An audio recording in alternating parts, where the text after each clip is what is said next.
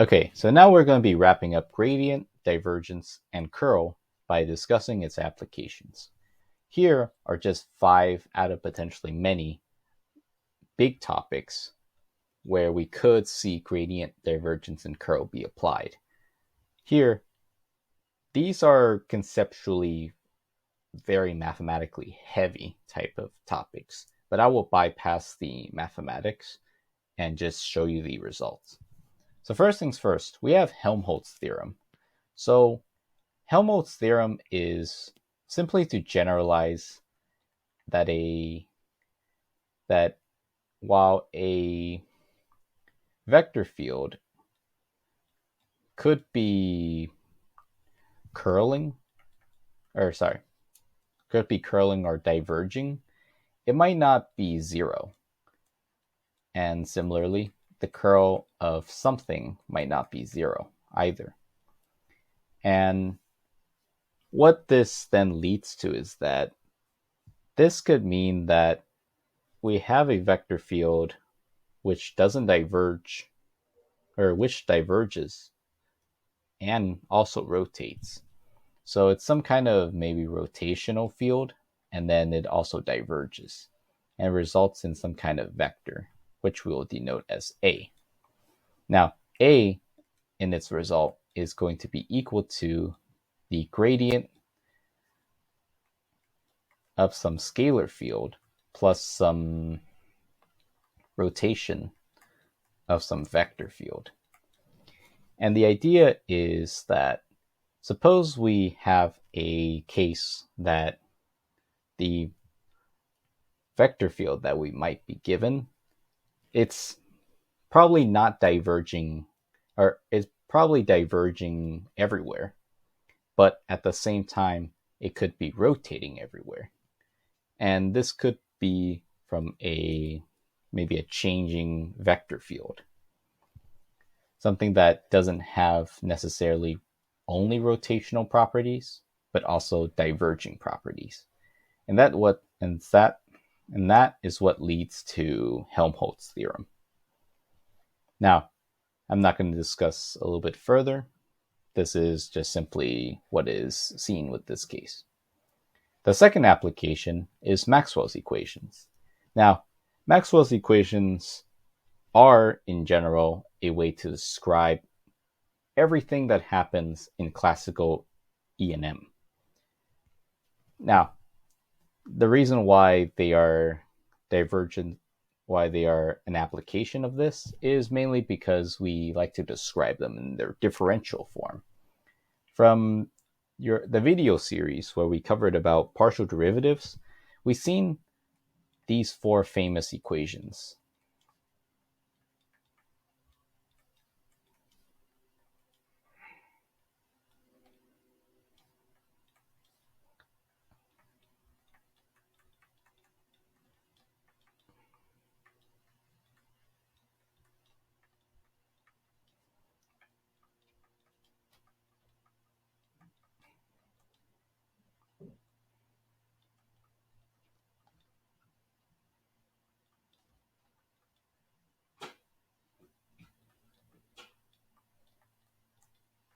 As given here.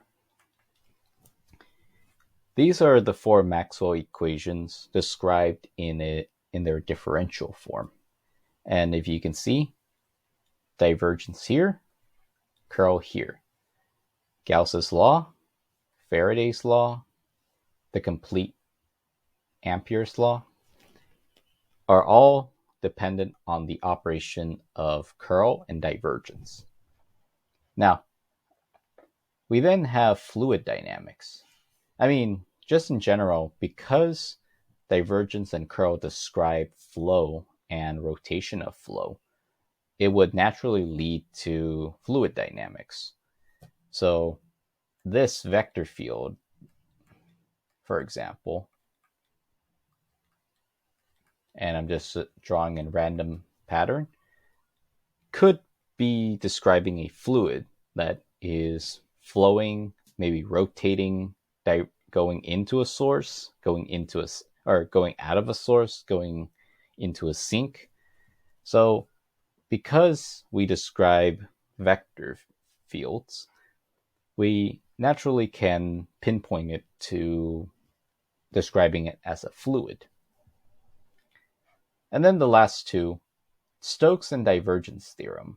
So the idea of Stokes' theorem is that instead of trying to find the vector that, or trying to find the vector field, or trying to integrate a closed loop of a vector field in the direction of the length, we can instead describe the rotation and of the rotation of the vector field along an open surface, and equivalently get our results.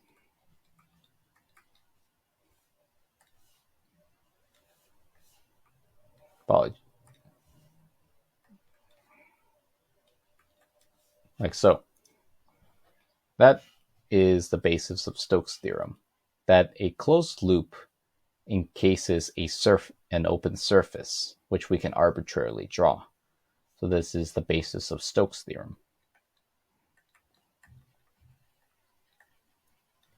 And then lastly, we have divergence theorem, where a closed surface, some kind of closed surface that we have to integrate over to find our vector field in the direction radiating outward, we can describe instead equivalently as the divergence of the vector field across an entire volume. So as such, we can write it like this.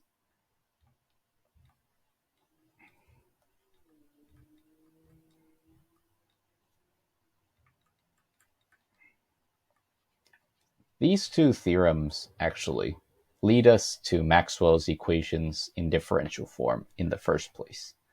But in general, Stokes' theorem allows us to instead compute the surface of the surface in order to find the flux of something, or sorry, to find the rotational value of something.